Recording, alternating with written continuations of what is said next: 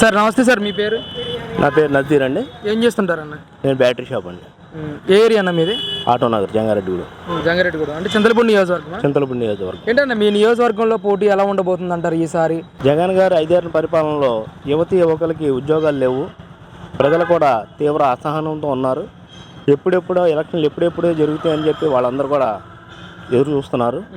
ఈసారి పక్కాగా చింతలపూడి నియోజకవర్గంలో 50,000 మెజార్టీ తోటి సొంగ రోషన్ కుమార్ గారు గెలుపొందే అవకాశాలు కనిపిస్తున్నాయి మాకు. ఎందుకని సార్ అసలు ఏ విధంగా చెప్పగలుగుతారు కాన్ఫిడెంట్గా? విద్యావంతుడు, మంచి వ్యక్తి, మానవతా దృక్పథం వెనకాల వ్యక్తి సొంగ రోషన్ కుమార్ గారు. సరే ఏంటి అసలు మైనారిటీల విషయంలో జగన్మోహన్ రెడ్డి గారు 5 ఏళ్ల కాలంలో ఎలాంటి న్యాయం చేశారు? గతంలో చంద్రబాబు నాయుడు ఎలాంటి మేలు చేశారు మీకు? 2014లో చంద్రబాబు నాయుడు గారు ముస్లింలకి అనేక పథకాలు ప్రవేశపెట్టడం జరిగింది.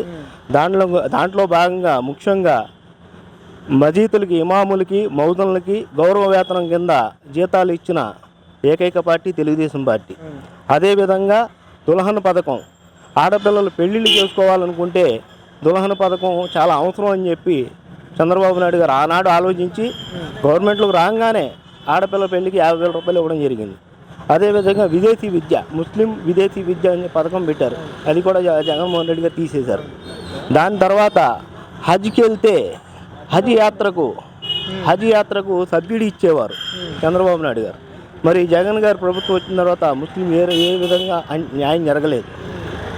అది కాకుండా రంజాన్ తోఫా ముస్లింలకి తెలుగుదేశం గవర్నమెంట్లో రంజాన్ తోఫా 2 సార్లు ఇచ్చేవాళ్ళు. రంజాన్కి ఇచ్చేవాళ్ళు, అలాగే సంక్రాంతికి కూడా ఇచ్చేవాళ్ళు.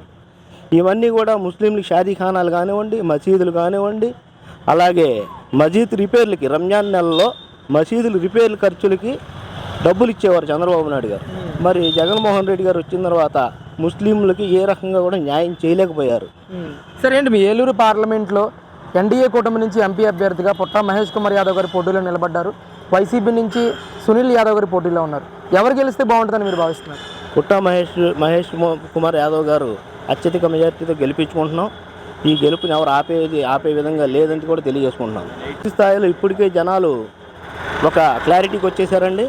పైన నరేంద్ర మోడీ గారు గవర్నమెంట్ రాబోతుంది. మరి ఆయన ఉంటే కేంద్రంలో ఇప్పుడు పెట్టుకున్న అలయన్స్ ఏదైతే ఉందో మన రాష్ట్రంలో ఎటువంటి అరాచకాలు జరగకుండా ఉండడం కోసమే కేంద్ర ప్రభుత్వంతో అలయన్స్ పెట్టుకోవడం జరిగింది. రాబోయే కాలంలో ఈ వైసీపీ గవర్నమెంటు అనేకమైన ఇబ్బందులు గురి చేస్తుంది కాబట్టి కేంద్రంతో పొత్తు పెట్టుకోవాల్సి వచ్చిందండి.